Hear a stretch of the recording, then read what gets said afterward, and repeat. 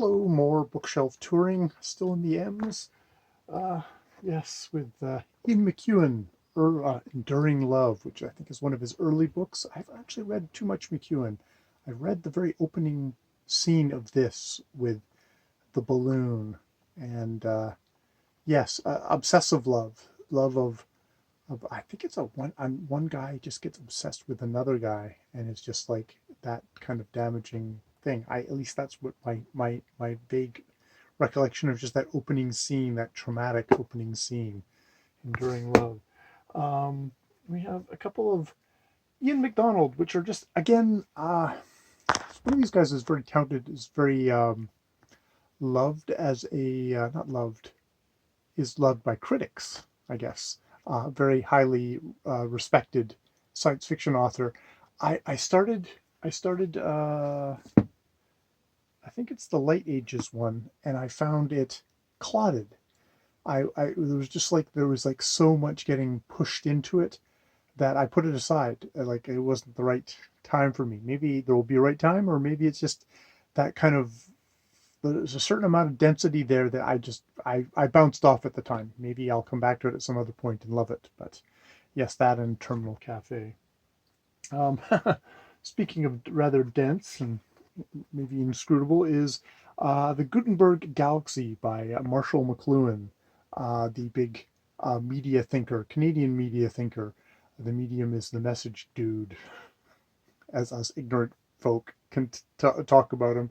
Um, has a kind of a very kind of uh, elliptical kind of telegraphy kind of style. Actually, this looks a little bit more thing. Yeah, at some point, I guess when I'm ready to just submerge myself in media theory, I will give that a try. Or when Steve Donahue does a read along, I doubt it. I don't think he's got much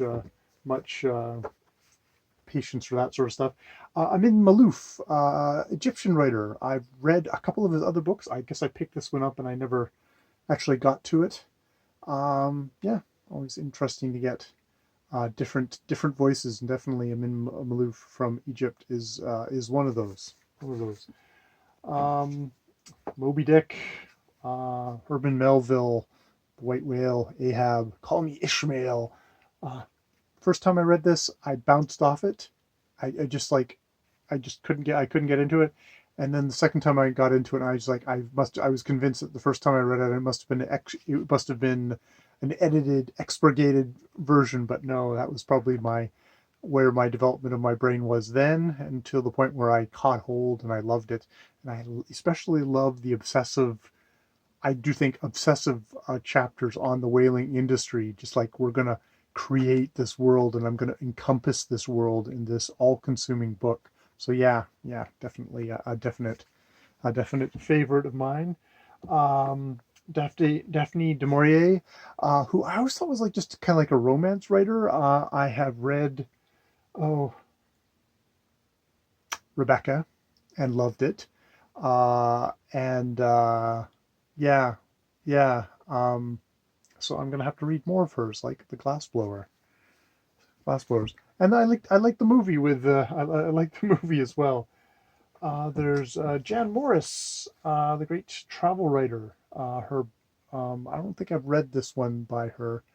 I think it's just a bit of it's essays, or kind of, her prose is fluent. Her descriptions bring to life places near and far with a loving, vivid artistry that accounts for her success as a travel writer. She's eager for knowledge and ready to appreciate all countries and cultures. The Times Literary Supplement. Yeah, that's probably the best way to sum her up. A little bit more of Ian McEwan, The Comfort of Strangers. More early Ian McEwan. I don't think I bothered to get later Ian McEwan. I've heard varying things on that. A couple of John D. MacDonald. I've read one of his. I think I've read the first of his Travis McGee novels, and I thought, oh, okay, maybe I'll pick up more of them. It's definitely probably on the sexist side, but he's a good, fun author. In good pulp, not well, yeah, pulp noir writer with some of that attitude. Whoop. Okay, we'll pick that up later. Oh yes, and another one, Darker Than Amber, which is another Travis McGee novel with one of those wonderful, wonderful covers. You know, there's the John D. MacDonald part, but then there's the cool actual picture of it. Oh, and the picture of the Travis McGee himself on the back there, which is I love artist rendering. Oh, and the author himself probably on his boat. No, actually, he's in his hammock, probably on his boat. Uh, we've got, one of those books that you just have to pick up, and at some point you'll maybe read. It's 100 Years of Solitude by Gabriel Marquez, author of, a Nobel Prize winner. Is he a Nobel Prize winner that'll last? I don't know. I'll see if he lasts in my head when I read him. Ooh, Constellation of Vital Phenomenon by Anthony Mara. This is Sean the Book Maniac loved this book, so I picked it up, and at some point I will get to it. All these books I have on the shelf. It's like if I've read a book, I get rid of it, and if I hold on to a book, I either hold on to it until I get rid of it, or I hold on to it until I read it. This is supposed to be actually maybe Norman Mailer's greatest book, also his first one when he was still allowed to be actually edited, and is supposed to be quite a book. History as a Novel, the novel as history, from UBC Bookstore. Yes, yeah. So the time, October 21st, 1967. The place is Washington, D.C. Depending on the paper you read, 20,000 to 200,000 protesters are marching to end the war in Vietnam while helicopters hover overhead and federal marshals and soldiers with fixed bayonets await them on the Pentagon steps. And as I film this, George Floyd has been murdered, and those protesters are still on the streets. Yeah. I got a bit of James Morrow, very satirical science fiction fantasy author, also with a very biblical thing to him. I mean, a lot of times satirical authors are ones with very strong moral beliefs, and maybe I wonder if some of that comes from him. It's interesting. We've got the Adam and Eve thing, but one of those hands is a woman's hands, which is interesting, which I guess is the only begotten daughter. And then Bible Stories for Adults is the other one.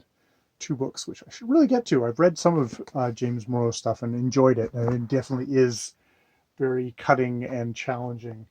A little bit of Canadian Indian content here. Rohinton Mystery, A Fine Balance, which was giant when it came out in its day, and is a giant book. But I keep on still hearing about it, and it's like one of those books I never ever got to. And I picked this up recently. This is a recent haven't read book.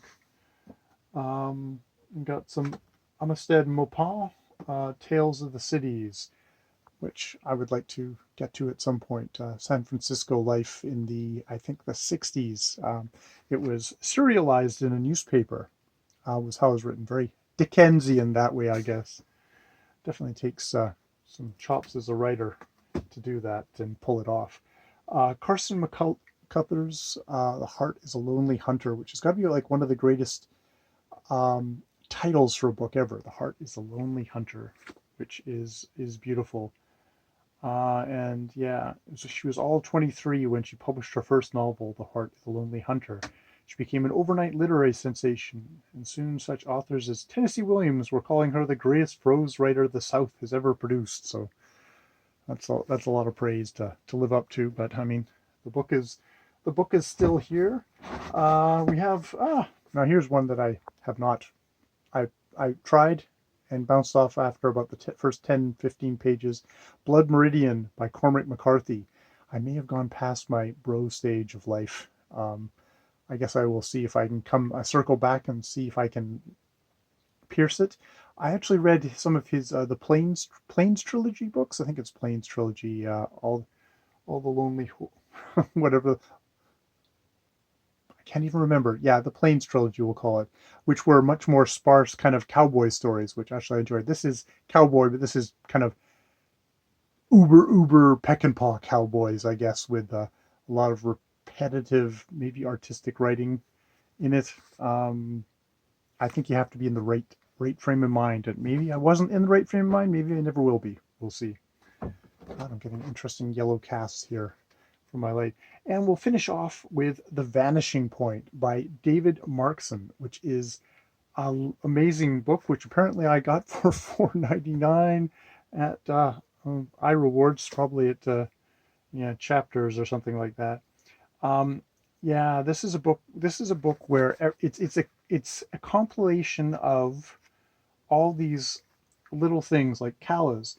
The citizens of Athens commissioned a statue of Pindar by popular subscription. In Rhodes, one of his poems was inscribed in gold on the walls of the temple. The prize windbag of all ages, Ezra Pound saw fit to anoint him 2,500 years later. Pound in the same mood on Milton. Disgusting, coarse-minded, asinine on Dryden. A lunkhead. Suppose one woke up and found oneself a fraud, asked Virginia Woolf's diary. Puccini's wife once accused him of having an affair with their housemaid, and so hounded the girl that she killed herself, and then was sentenced to 5 months in prison when a post-mortem indicated the girl had been a virgin. Hamburg, Tellman died in. We all understand the meaning in ordinary life of the word is.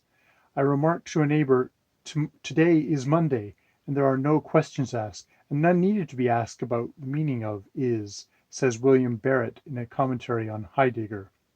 Erasure is as important as writing, said Quintilian, who also said, write quickly, and you will never write well. Luther, Erasmus, Thomas More, John Wesley, Calvin, all of whom believed unconditionally in the power of witches, and most of whom approved their execution. Luther, indeed, having burned several at Wittenberg. The friendship of Albert Einstein and Bertrand Russell. Thomas Mann went out of his way to praise Hesse's Magister Ludi, and then admitted to his son Klaus that he had no idea what it was about.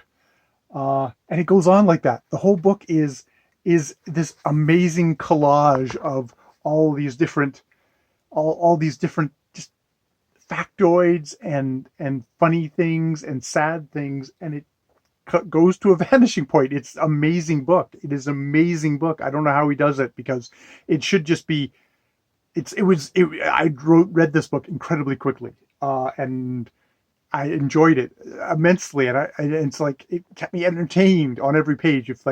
If experimental fiction could be that, I would be a happy man, and I would read nothing but experimental fiction. Alas, alas. Yeah, so we'll finish there with a very strong one, David Markson's Vanishing Point. See you later.